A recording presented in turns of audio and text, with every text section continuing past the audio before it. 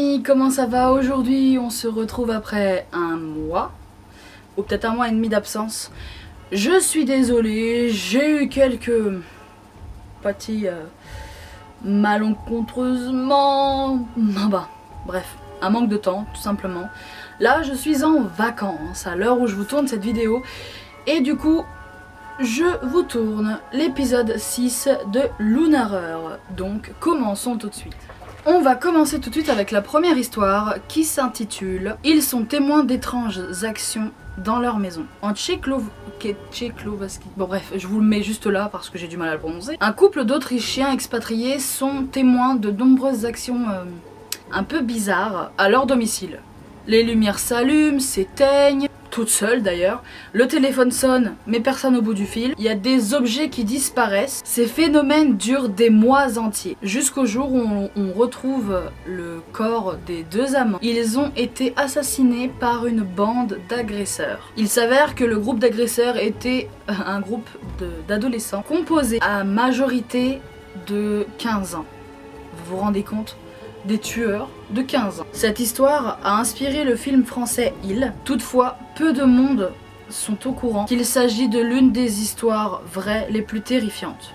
Deuxième histoire, la mort mystérieuse d'Elisa Lam. Elisa Lam est une jeune femme âgée de 21 ans, retrouvée morte dans un silo d'eau d'un hôtel par un agent de maintenance. Cette histoire a beaucoup fait parler d'elle, mais je vous la raconte quand même. Si elle a été retrouvée, attention, j'espère que vous mangez pas. Si elle a été retrouvée, c'est parce que les clients de l'hôtel se plaignaient du goût de l'eau. L'eau avait un goût bizarre, un peu... bref. Lors d'une enquête, on a découvert que la caméra de surveillance de l'hôtel, d'un des ascenseurs, du moins qui filmait l'entrée d'un ascenseur, avait filmé la jeune femme peu de temps après sa mort. On la voit monter dans un ascenseur, appuyer sur tous les boutons de celui-ci, l'ascenseur ne répond pas. Alors qu'elle se met à la porte de l'ascenseur, on la voit discuter avec quelqu'un, et pourtant... il n'y avait personne, elle était toute seule. Après autopsie, on ne découvrira aucune trace de substance illicite ni d'alcool dans son corps. Plus terrifiant encore, le Cecil Hotel, donc l'hôtel de lequel on parle dans cette histoire, est connu pour avoir abrité des serial killers et avait déjà été le lieu de plusieurs drames. Troisième histoire s'intitule Le pont des suicides. En Écosse, à Overton, il existe un pont des chiens suicidaires. Des chiens. Mais pourquoi ce nom, me diriez-vous? Tout simplement parce que les 50 dernières années, plus d'une cinquantaine de chiens se sont jetés de ce pont et du même endroit de ce pont. La légende raconte qu'un homme aurait jeté son enfant par-dessus bord, ce qui aurait maudit les lieux. Après, on sait tous que les animaux sont très proches de l'humain, mais... La quatrième histoire s'intitule The Silent Twins. The Silent Twins, c'était le nom que l'on donnait à des jumelles, June et Jennifer Gibdon. Deux sœurs jumelles qui, étant enfants, ont fait le pacte de ne jamais parler au monde extérieur. Elles communiquaient entre elles avec une certaine langue étrangère qu'elles avaient inventée entre elles. Les deux sœurs se sont fait interner à l'âge de 14 ans. En effet, elles avaient commis plusieurs crimes ensemble. Lors d'une interview, Jennifer a fini par annoncer « Je vais mourir. Nous avons décidé ». Peu après cette interview, celle-ci est morte d'une myocardite aiguë. Dès lors, June s'est mise à communiquer avec le monde extérieur et vit sa vie tranquillement depuis ce moment. La cinquième histoire, vous allez rire parce que beaucoup ont vu le film et beaucoup l'adorent bien sûr, c'est Massacre à la tronçonneuse. Eh oui. Et oui, peu de monde est au courant que Massacre à la tronçonneuse est inspiré d'une histoire vraie. C'est l'histoire d'Ed Gein.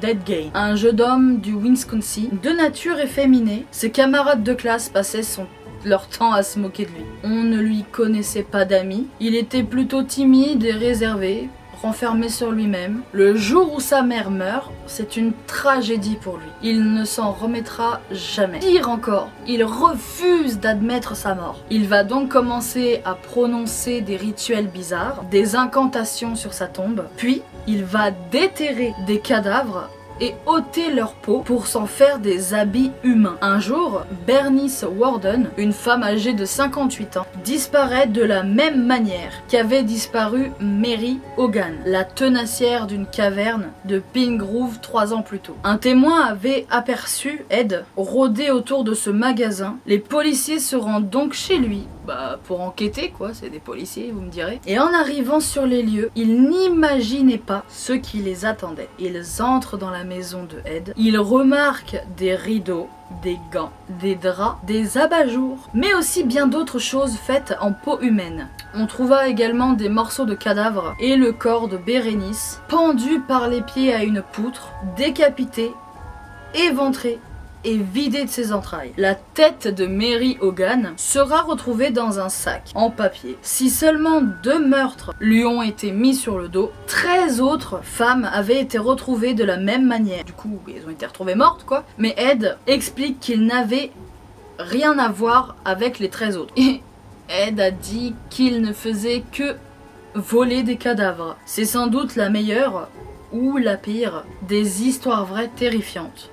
Et la petite dernière, qui est assez courte, se prénomme Enterrée vivante. En 2014, une femme atteinte d'un cancer est enterrée vivante par accident. Très vite, des personnes ont entendu des cris provenant d'une tombe. Ils ont donc appelé les secours. Lorsque le cercueil finit par être déterré, la femme était déjà morte depuis quelques heures. C'est terrifiant.